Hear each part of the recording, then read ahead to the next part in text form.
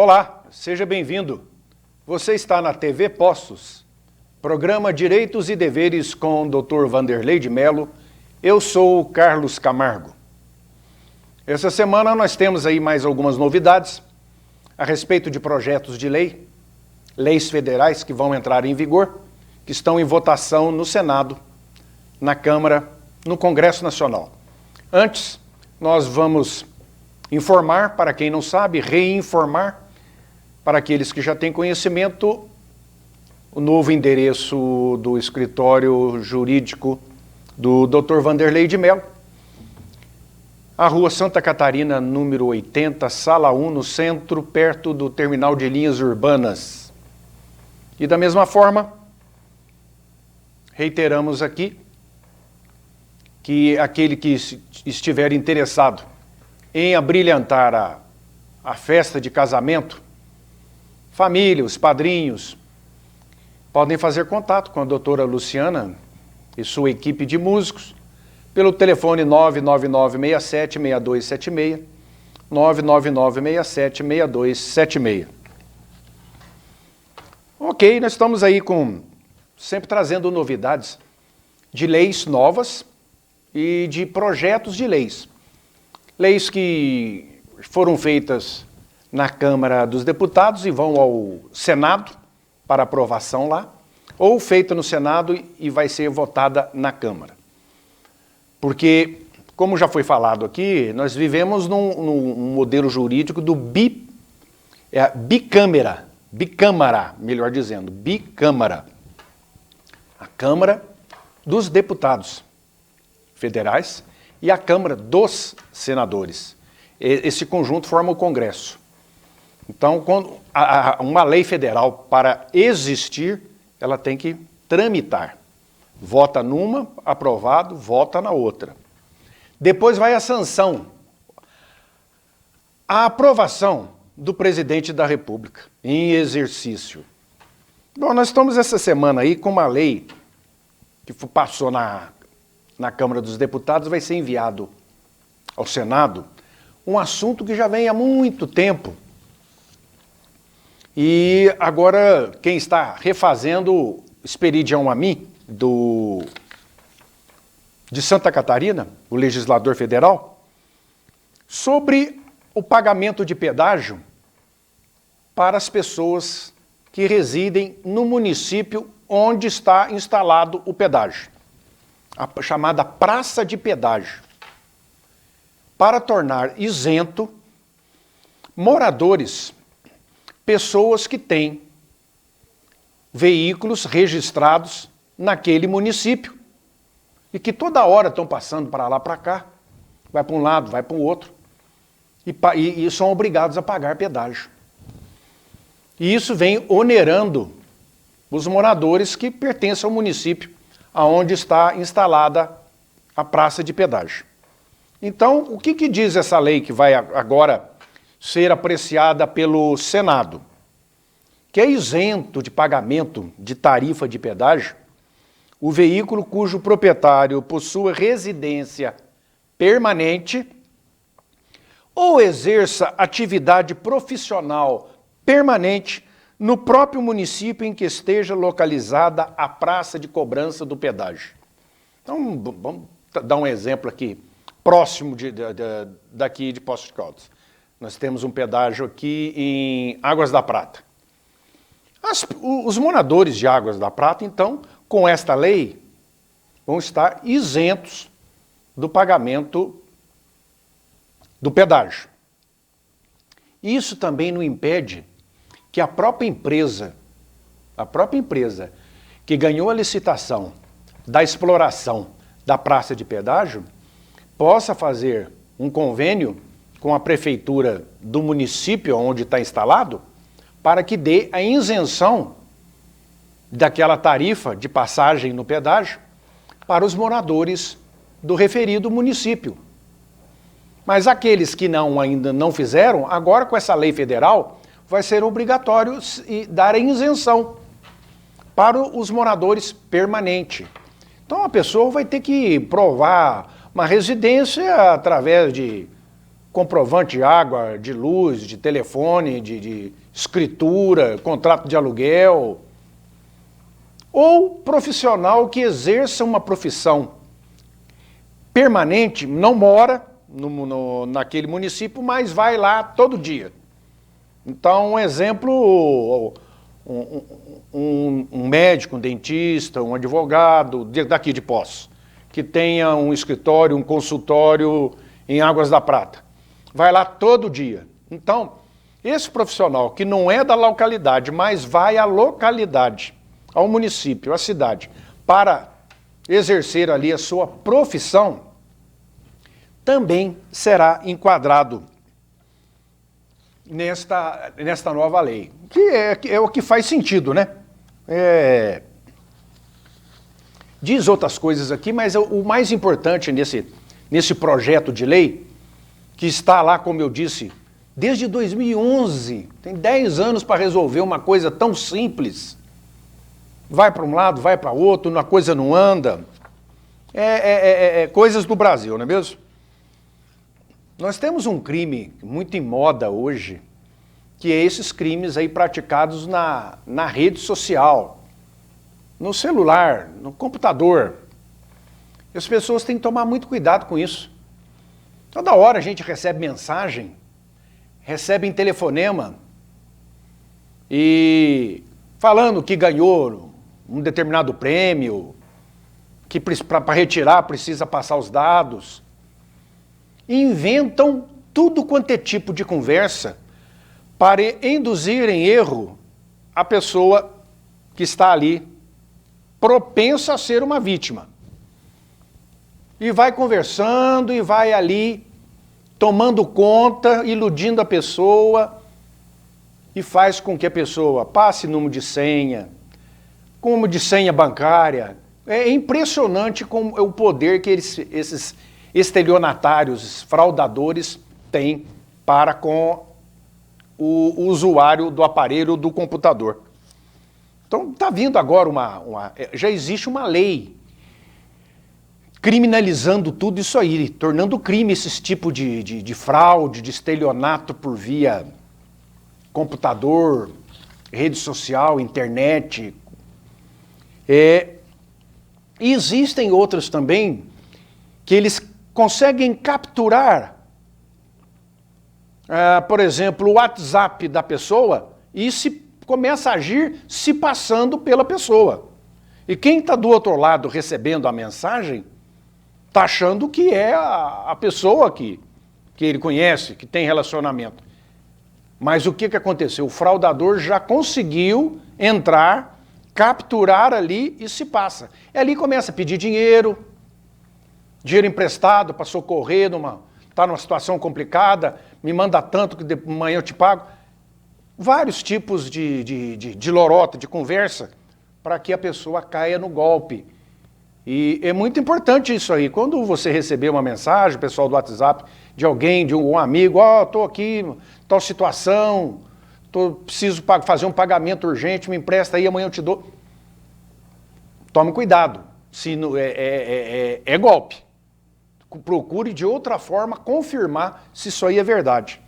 Então, essa invasão do dispositivo eletrônico, informático, de uso alheio, conectado ou não à rede de computador, com o fim de obter, adulterar ou destruir informações sem autorização tácita do usuário do dispositivo e instalar vulnerabilidade para adquirir vantagem ilícita, muitas pessoas são chamadas de hackers, entram lá e modificam tudo, alteram dados de contabilidade, até do próprio governo.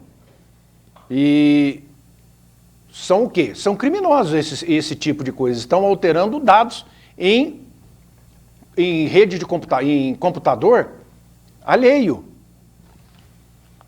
Esse crime ele vai incluir no artigo 154 do Código Penal e vai ser o 154A. Ou seja, tornando crime isso aí. A lei é extensa, vai falando de vários dispositivos eletrônicos.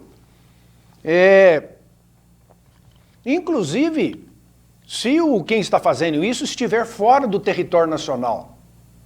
se ele for identificado, vai ser processado da mesma forma.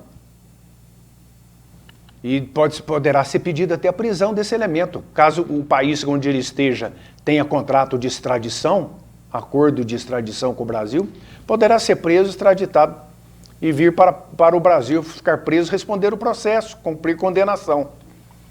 Então são os chamados fraudadores, estelionatários, que hoje utiliza a ferramenta da internet, utiliza a ferramenta do WhatsApp para iludir as pessoas e tirar vantagem, tirar dinheiro. Fora aqueles outros que falam do falso sequestro, que pede para depositar, que senão vai matar o filho, que o filho está sequestrado, a filha. Aquele caiu um pouco em desuso, porque a população já foi sabendo que aquilo é golpe, que é mamata, que eles estão querendo tirar um dinheiro da pessoa e coloca a pessoa em pânico. E muitas das vezes a pessoa nem procura saber se é verdade, se é mentira, e já faz o depósito do dinheiro que eles estão querendo, que é o chamado resgate. Todo cuidado é pouco. Então, numa rede, você não está cara a cara com a pessoa, às vezes você está vendo ali a foto da pessoa, a imagem, mas alguém já modificou aquilo e está se passando por aquela pessoa. Todo cuidado. Outra coisa que eu achei muito interessante nessa fraude eletrônica, estelionato, eles utilizam muito pessoas idosas. Pessoas que têm costume de acreditar no que os outros falam, pessoas mais simples. Então eles começam, quando eles percebem que a pessoa é assim, mais vulnerável, eles começam a induzir a pessoa acaba entregando senha de conta bancária, faz depósito, tem de tudo. Senha de WhatsApp. É impressionante, depois a pessoa analisando, fala, nossa, como é que eu fui tão ingênuo, tão bobo? E todo minuto tem gente caindo. Enquanto nós estamos aqui conversando sobre isso, pelo Brasil aí, ó, todo minuto tem gente caindo nesse tipo de golpe. Então, esses crimes, tudo isso é crime, foram agora apenados com pena mais grave. Com pena mais grave. A lei é extensa, eu não vou fazer a leitura inteira dela aqui, porque o tempo é curto e é de interesse mais do pessoal aí do ramo do direito. Juízes, promotores, delegados, advogados, criminalistas. Mas o que a gente passa aqui para a população é essa atenção para esses criminosos. Todo cuidado é pouco. Não vá acreditando em tudo que você vê aí na internet, Facebook, WhatsApp, todo esse negócio de rede social, telefonema vindo aí de tudo quanto é lugar, falando que a pessoa ganhou isso, ganhou aquilo, alguém se passando por um parente pedindo ajuda. Tudo isso aí é para tirar dinheiro. E se eles conseguem entrar na conta bancária da pessoa, eles tiram tudo que tem lá dentro. A pessoa fica zerado. Aí depois é complicado. Aí vai querer que o banco que cubra esse prejuízo, se foi a própria pessoa que entregou de mão beijada. Então, é todo cuidado, viu? E outra coisa interessante é que hoje não tem muito a utilização de cheque. Ainda existe. Muita gente gosta de trabalhar ainda com cheque. A maioria hoje é cartões, né? Cartão débito, cartão crédito. Pix, que está muito em evidência agora, essa novidade do Pix. Transferência, tudo feito pelo próprio computador, pelo próprio celular. Não precisa ir à agência bancária, da onde estiver a pessoa faz. Mas muitos ainda utilizam cheque. Empresas. E o cheque sem fundo? O cheque sem fundo, quando a pessoa dá, sem provisão de fundo, a pessoa deposita, volta, ó, não tem fundo. Esse é o estelionato, famoso estelionato, 171, artigo 171 do Código Penal. Aquilo dificultava demais o processo, o inquérito primeiramente, É porque a lei falava que o inquérito, a investigação, tem que ser feita aonde se deu a recusa do sacado. Ou seja, aonde o cheque, a conta bancária. Então, a vítima é de Poços de Caldas, mas a conta bancária é lá de Curitiba. Então, vai ter que fazer esse inquérito lá em Curitiba, porque foi lá na agência bancária que a pessoa, estelionatário, tem a conta e se o cheque voltou sem fundo. Então o cheque foi depositado aqui, bate lá, está sem fundo, volta novamente para a agência onde foi depositada, aí fala, ó, devolvido por insuficiência de fundo. Isso, o investigado, pode se tornar um crime de estelionato. Então a lei falava que tinha que ser feita lá na agência da onde consta a folha do cheque, a conta. Dificulta demais para a própria polícia agir e para a própria vítima querer correr atrás disso aí. Então agora a lei fala que o inquérito vai correr no local onde a vítima reside. Então a polícia da cidade, no caso, nós estamos falando aqui, Poços de Caldas, então seria a polícia daqui. Ah, mas o cheque é lá de Pouso Alegre, não tem problema nenhum. Vai correr o inquérito por aqui e não por lá. Porque estando aqui, a vítima tem mais facilidade. Ela está perto da organização policial, da unidade policial, para poder ali acompanhar e dar as informações necessárias. Então, algumas modificações que veio para beneficiar. E isso dentro dessa lei aqui que eu estou falando, do aumento de pena para os crimes praticados por fraude, furto mediante fraude na internet, estelionato aí na internet. E nós temos uma coisa aqui que nós começamos a falar a semana passada e que não deu tempo de terminar. O assunto é grande. E vou falar no segundo bloco, mas agora, para terminar o primeiro bloco aqui, eu só vou dar mais uma notícia. O Supremo Tribunal Federal tomou uma decisão que foi publicada no Diário Oficial da União, agora no dia 5 de maio, dizendo que é inconstitucional a obrigatoriedade de se ter livros religiosos em bibliotecas públicas. Ou seja, é proibido a compra pelo poder público de Bíblia para ser colocada nas bibliotecas públicas, municipais, escolas.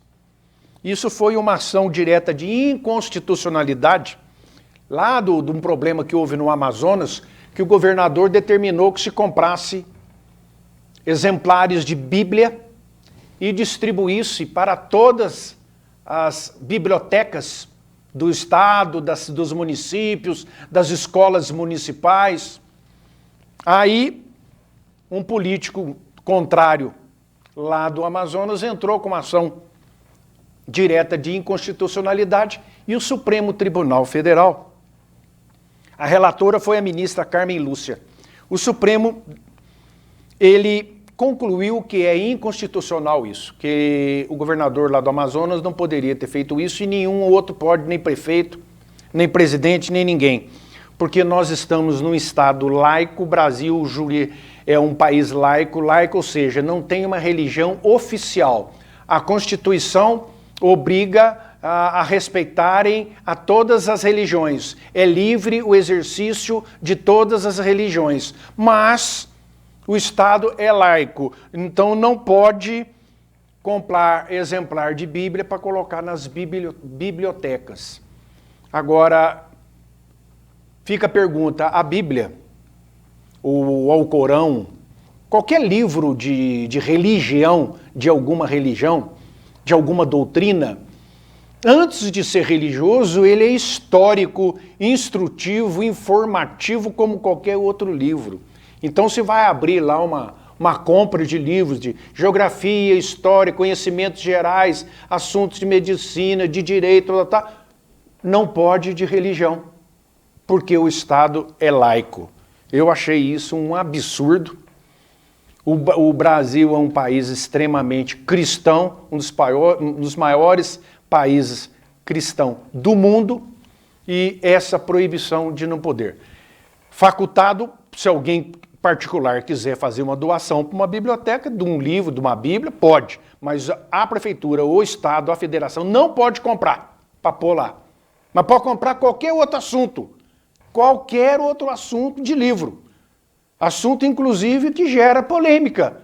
Negócio de sexo, negócio de ideologia de gênero, de criança que não é menino, menina que não é menina. Essas histórias que estão correndo por aí. Mas a Bíblia não pode.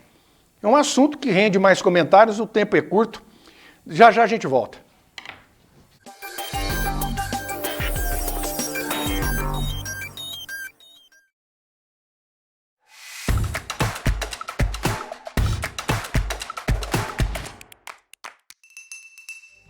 Se quem convive com um problema soubesse como é não precisar conviver, certamente iria atrás de mudança. Se não te faz feliz, se não te deixa sorrir, se você não está satisfeito quando se olha no espelho e sorri, ou quando tira uma foto, procure vir e não se acostume com o que não te faz bem.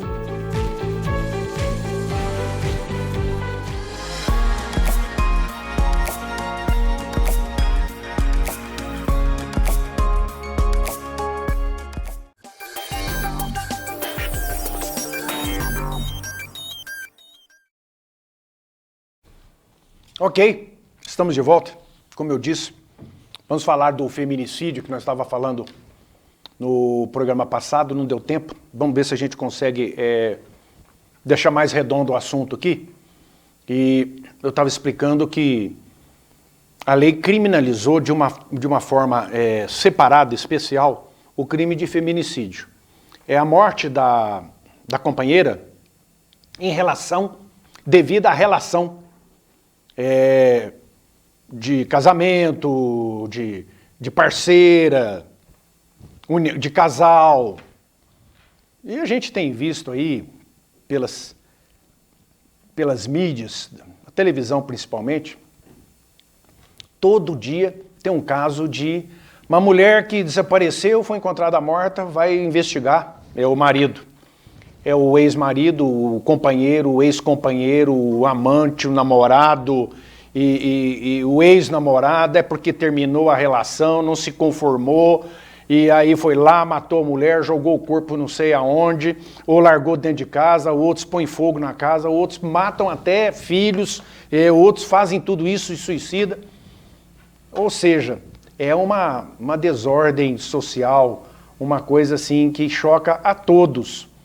E esse crime, essa violência doméstica, essa violência, começou o Brasil a tomar forma jurídica de lei para combater isso. Isso existe no mundo inteiro, mas no Brasil estava como um dos países mais com número de registro.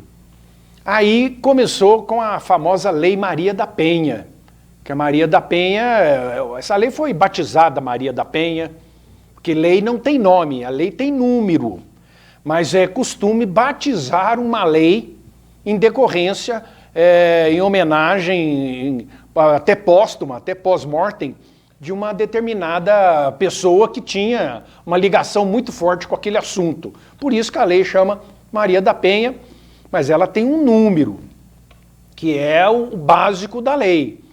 E ela visa, então, a criminalizar com mais força a pena para as pessoas que praticam esse crime da violência doméstica, da lesão corporal, dos maus tratos, tanto psicológico, de todo jeito. Mas essa Lei Maria da Penha não chega na parte do homicídio. Então, o homicídio, em função do feminicídio da lei que veio lá da Maria da Penha, entrou no Código Penal, no artigo 121 do homicídio, como uma agravante. Então, o homicídio é simplesmente matar alguém.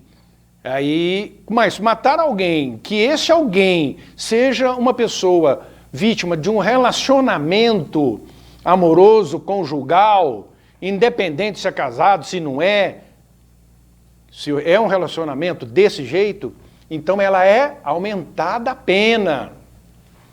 Mas agora, através de um projeto da deputada Rose Modesto, do PSDB do Mato Grosso do Sul, que há 3 anos já vem tramitando na Casa Legislativa, foi agora aprovada na Câmara e foi enviada ao Senado. Eu acredito que o Senado não vai discordar de nada, vai aprovar integralmente e depois vai ao presidente da República para sanção, que também acredito que não vai desaprovar em nada e vai sancionar a lei e ela vai entrar em vigor. O que acontece? Ela pega agora o feminicídio, esse homicídio dessa mulher, dessa companheira do relacionamento, pega esse e trata-se como agora um título dentro do artigo 121. Ou seja, o feminicídio agora é um tipo penal. Ele tem agora um corpo próprio dentro da lei. Isso, para quem é operador do direito, vai entender melhor o que a gente está falando. Aumentou a pena. Até eu tinha dito aqui semana passada, que eu tinha visto num artigo lá que eu pesquisei, que a pena mínima ia de 15 a 30. Agora eu estou vendo aqui que o projeto dessa deputada é de 20 a 30. Começa com 20 a 30 anos. Então é um dos crimes mais severos, apenados. O Estado vai punir com mais severidade de todos os crimes que tem aí elencados no Código Penal.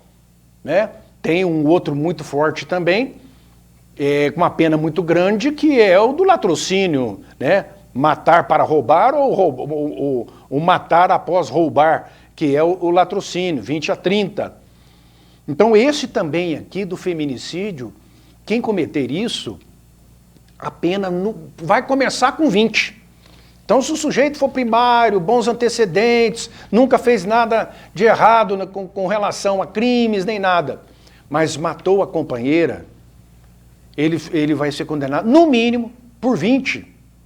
Então, por aí a gente vê que estão cada vez mais engrossando esse caldo para que possa inibir a prática desse delito.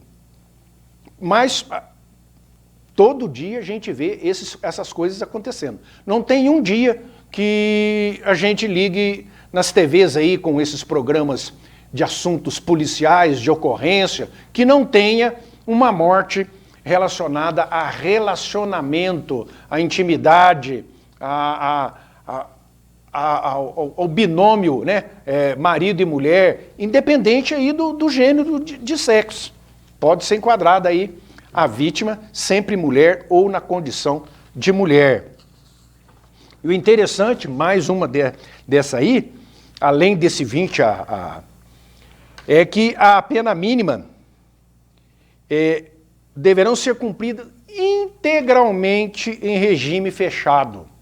Então não vai ter progressão de regime de pena, de cumprimento de condenação. Nós sabemos que é uma praxe que existe no modelo brasileiro, na lei de execuções penais, a todo mundo que foi condenado, que está recluso, que está cumprindo uma pena num estabelecimento penal, numa penitenciária, num presídio.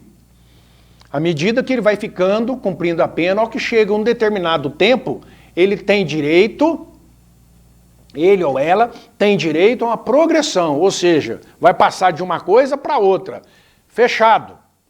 Vai passar para o semi-fechado, conhecido como semi-aberto, ou seja, não é todo aberto. Eles trabalham durante o dia, saem por uma atividade lícita, retorna. Aí fica mais um período assim. Aí depois vai para o aberto, domiciliar. Aí fica na sua residência, mas ainda está cumprindo a pena e qualquer deslize poderá vir a ficar recluso. E além de não ter essa progressão, o crime de feminicídio também não vai ter essa saidinha, como a gente está acostumado a ver aí, né? Saidinha de Natal, saidinha dos Dias dos Pais, Dia da Mãe. São 5 durante um ano. E no caso de quem praticar esse crime de feminicídio, não vai ter essa saidinha. Então, é uma maneira que os legisladores estão encontrando de desestimular a pessoa para praticar um crime dessa natureza, que é considerado um crime hediondo, um crime horroroso, repugnante. Todos os crimes são repugnantes, mas dentro dos próprios crimes existem aqueles mais do que os outros. E o crime de feminicídio, como outros, né, crime contra idoso, crime contra criança, o estupro de criança, são crimes hediondos, ou semelhantes a hediondos, ou equiparados a hediondos. Feminicídio está sempre em moda no sentido de penalizar mais, endurecer mais a pena, para desestimular o agressor da prática do crime. Semana que vem a gente continua. Obrigado, um abraço.